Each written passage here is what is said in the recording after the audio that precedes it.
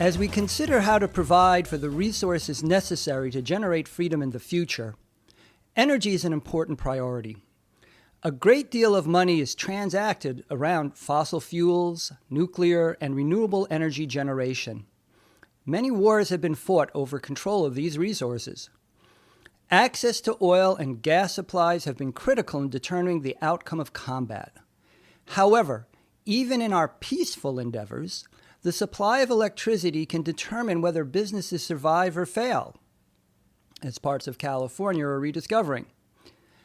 Our current culture and lifestyle, which incorporates social media, virtual worlds, and the ability to communicate and transact quickly and in great numbers, are all heavily dependent on affordable electricity. However, this podcast shall shine a light on a different type of energy, psychological, and its implications for mental health policy. Why? Because freedom is an experience, not just a political or economic condition. For example, many of us make decisions with attaining financial freedom in mind. But what is financial freedom? One might start by defining it as having so much wealth you can buy whatever you choose. However, even the wealthiest person will be limited by what the economy actually produces or the natural resources available.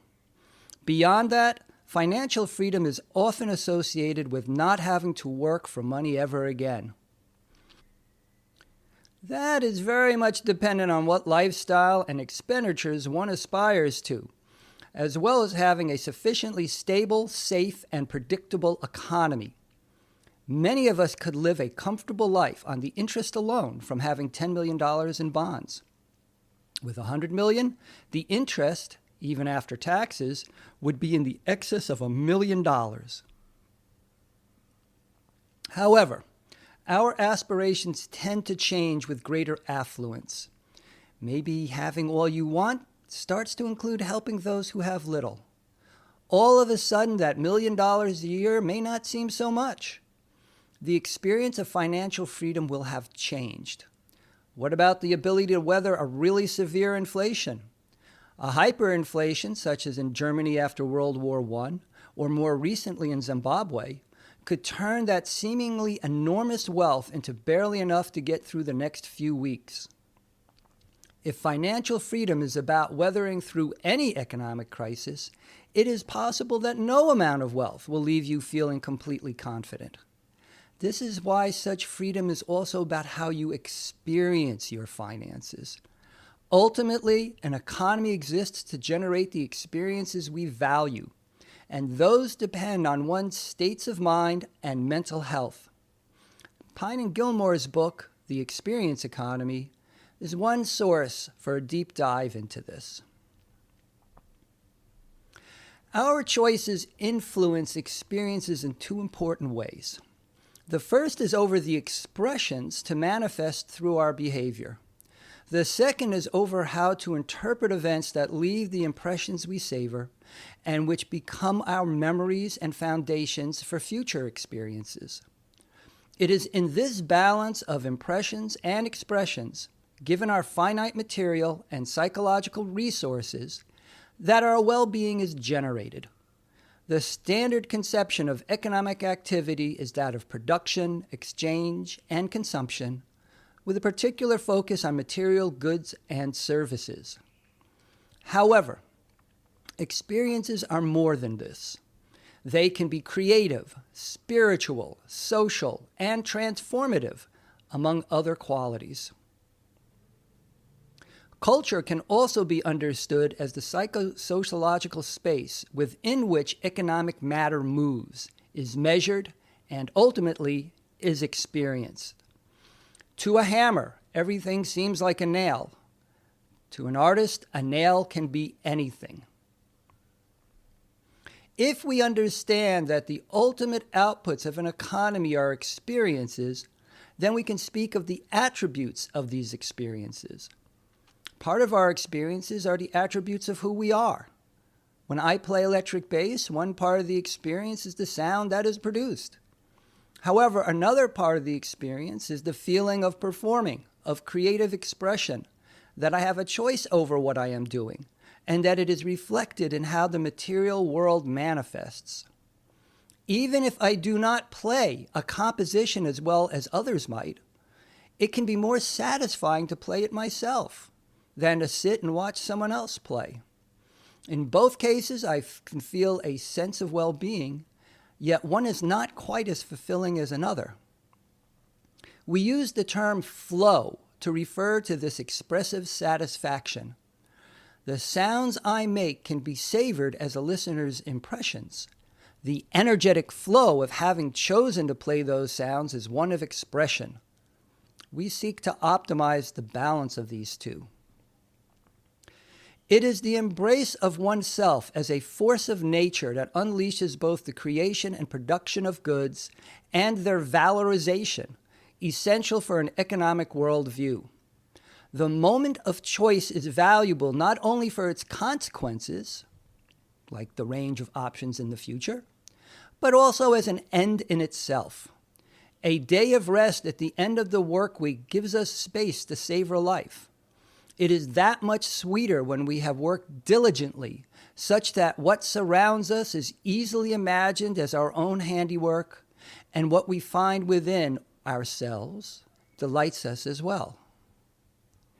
Given that the practice of yoga involves mental focus, it can be understood as an applied economics of the mind involving choice over how to use the resources of awareness and consciousness. A self-conscious decision maker is one for whom their expressions and impressions are entangled. So, mental health issues are critical to an economy in many ways.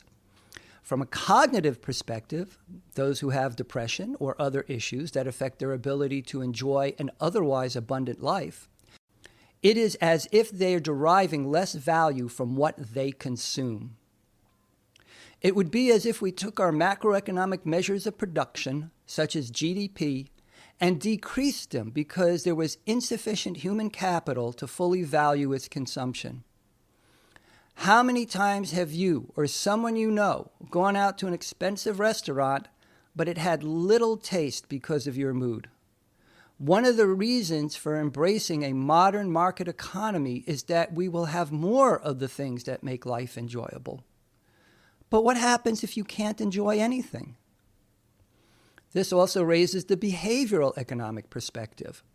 Mental health issues can also reduce productivity due to increased time out of work and or less focus on the tasks involved. Another effect is due to how our mental health impacts the decisions we make. Generally speaking, the more stressed we are, the less patience we have for intricate and complex work, and the faster we want to get that project completed. We become more myopic, which not only leads to greater inefficiency in using our scarce resources, but also tends to exacerbate crises that generate more stress. It becomes, as some might say, a vicious cycle. We are now deep into the connection between mental health and freedom. Mental wealth is the accumulation of all the skills, talents, knowledge, wisdom, networking, self-control, and insights required for valuable experiences. Mental health, as it is understood professionally and promoted by organizations like the National Alliance on Mental Illness, or NAMI, is essentially the health of the brain. The distinction is very important. A healthy mind still has a scarcity of bandwidth and time pressures to deal with. Therefore, if the experiences are difficult and painful, it can take a while to process, as in post-traumatic stress disorder, or PTSD. Minds also operate under a certainty principle. Information and experiences typically have some uncertainty around them. Part of mental inventory are hazy memories, unfocused present, and unclear futures. The implication is that we end up downplaying or even totally ignoring much of what goes on outside and inside of ourself. When the world around us changes quickly, or what seemed safe is now dangerous, it overwhelms our bandwidth and energy. We respond by attempting to simplify, tunneling on one issue or task, and avoiding complex decisions and actions. This also shows up in more myopic decision-making, where we consider consequences, the future, less, and immediate action, the present, more. Thus, while a 15-year-old and a 50-year-old might both have excellent mental health, it is the differences in their mental wealth that leads to different sensibilities and actions. On the other hand, we all know of someone whose mental health declined very quickly, and even if their mental wealth changed little, their capacity to benefit from it changes dramatically. Moreover, our mental health is affected by what we have experienced, and those experiences are dependent on our environment and how others treat us, which in turn is based on the choices we make. For example, the COVID-19 crisis, which has spiked uncertainty and forced us to change habits and patterns, has triggered people to tunnel on avoiding and eliminating the virus. This has led them to consider dangerous options. Notice how the original priority was to maintain overall health, and then becomes narrowed to just dealing with the virus. However, the individual response depends on the preferences and tendencies going into the crisis. Those that are more risk-averse are more likely to stay inside, avoid physically interacting with others, and reinforce thoughts and emotions that will make it more difficult to adapt as society reopens. The greater risk takers will be the first adopters. They'll increase physical interaction and will reinforce thoughts and emotions that downplay or ignore the dangers that do remain.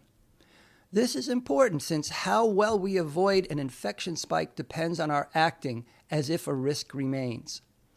There is a potential for a cultural bifurcation, something we already see between those who wear masks when necessary and those making the risk-taking statement of not wearing a mask. What is true of individuals also shows up economy-wide. The business cycle of peak, recession, trough, and recovery has a bipolar quality to it.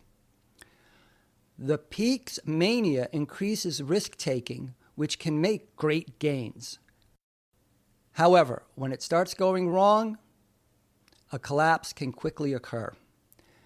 At the other extreme, when markets are near their trough with low incomes and much apprehension, the emotional depression is palpable. To get out of it may require someone else providing a to or investing in us. There is another cycle that is critical in developing economic policies towards resource optimization, the growing healing cycle. Economic growth is the expansion of an economy's production possibilities. One growth indicator is increasing GDP. However, growth involves investment and risk-taking. Those risks can lead to negative outcomes such as financial loss, physical damage, bodily injuries, mental traumas, and social decohesion, which we can refer to as wounds. Healing is a different process than growing. Healing requires a tranquility for wounds to recover, which involves avoiding risk and doing less for some duration. Attempting to do too much hinders healing. The growing healing cycle has 6 phases: taking the risk, feeling the pain, stopping the trauma, healing the wound, confronting the fear, and transforming the spirit. The insight is that growth takes risk-taking. However, behavior does not change until feeling the pain, and only then can the trauma be stopped. Healing the wound requires avoiding risk-taking, as one cannot heal if the traumatic behavior is ongoing.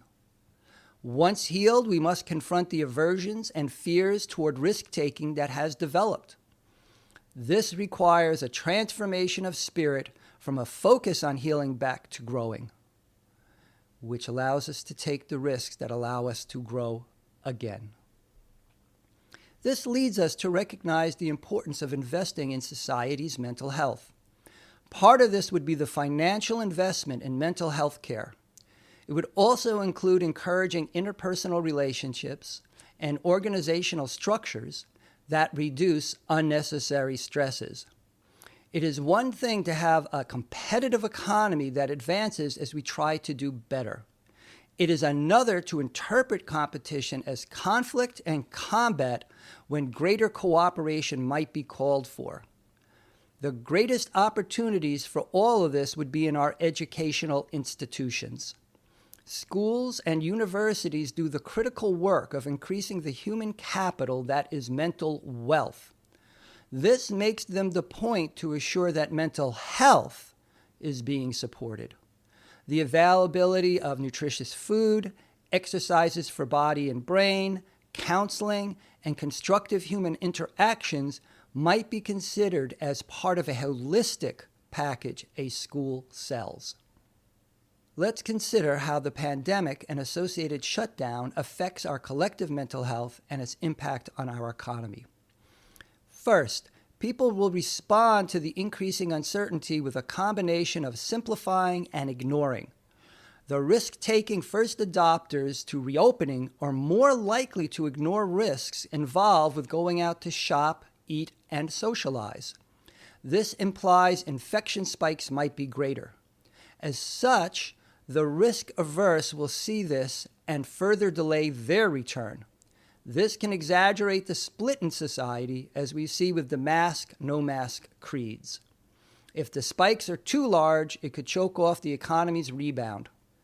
Simplification is seen by individual consumers returning to only a few specific businesses. Second, part of addressing mental health needs will be confronting internalized fears and transforming spirit. This is from the Growing Healing Cycle.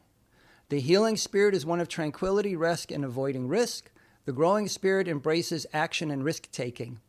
There will be pent-up demand for counseling and therapy, as well for spiritual guidance and religious services. We already see this in occasional confrontations between those attending full churches and local governance enforcing social distancing.